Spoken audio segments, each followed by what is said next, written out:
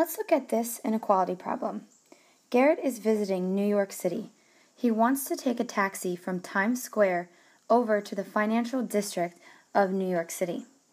A taxi will charge $2.40 to pick you up and then 60 cents for each minute of travel. If Garrett has $24, how many minutes could Garrett ride in the taxi? So the first thing we need to do is define our variable. So it's asking how many minutes, so that means I'm going to let m equal the number of minutes. And you could also say number of minutes traveled. Either works, as long as it says number of. Then it wants us to write an inequality and then solve it. So if you look at this problem, it says it's $2.40 to pick you up and then 60 cents for each minute. So that tells me that we have $2.40 as a flat rate just to be picked up.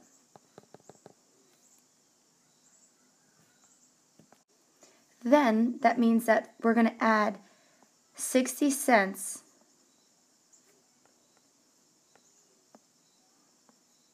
for each minute. And we don't know how many minutes. That's what we need to solve for. So we have 0.60 m. Now he has $24 to spend. So you need to ask yourself, is the total that he could spend on this left-hand side, is that allowed to be greater than, less than, or greater than and equal to, or less than and equal to? So since he only has $24, this needs to be less than. But also, since he has $24 to spend, it is allowed to be equal to. It just can't be over. Alright, so my first step is to subtract $2.40 on both sides.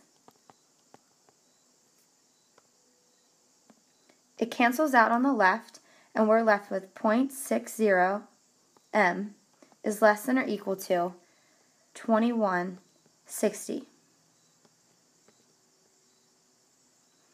Now we're going to divide by 0.60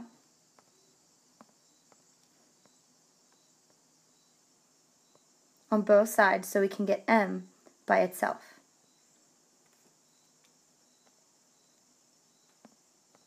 And that gives us 36. So we have m is less than or equal to 36. Then it says state what your answer means. So you need to give me a sentence on what your solution means in the terms of the problem that was given to you. So if m is less than or equal to 36 minutes, then you could say a sentence like this. Garrett could ride in the taxi for 36 minutes or less. Or you could say, Garrett can ride for no more than 36 minutes in the taxi. Alright, let's look at another problem. David is saving up to buy a Nintendo Wii and some games. He has figured that he will need at least $300 to buy the Wii and some games.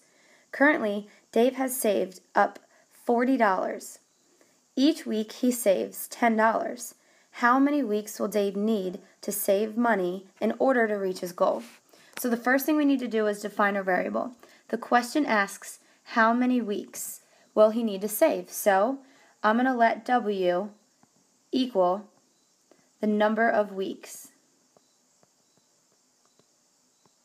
And you can also add the number of weeks Dave needs to save money, or some version of that. It just needs to say number of weeks at least. Alright, so as I read the problem, I see that he needs at least $300. But right now he has 40. But each week he saves $10. So plus 10W. So this 40 and each week the $10 he makes needs to be greater than, or it can also be equal to 300 because it says the word at least. So it can be more. He needs at least that. That's the minimum he needs. So this needs to be greater than or equal to the $300. Alright, so our first step to solve this inequality is to subtract 40 from both sides. And we're going to get 10W is less than or equal to $260. Our next step is to divide by 10.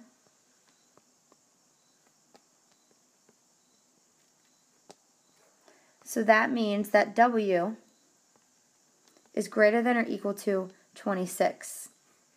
Alright, so we defined our variable, we wrote our inequality, and now we solved it. So the last thing you need to do is give me a sentence that explains what this answer means in terms of the problem given to you. So you could say something like this. David needs to save $10 for at least 26 weeks. Or you could say David needs to save $10 for 26 weeks or more. As long as you indicate the more or the at least, meaning it could be more, is what I'm looking for.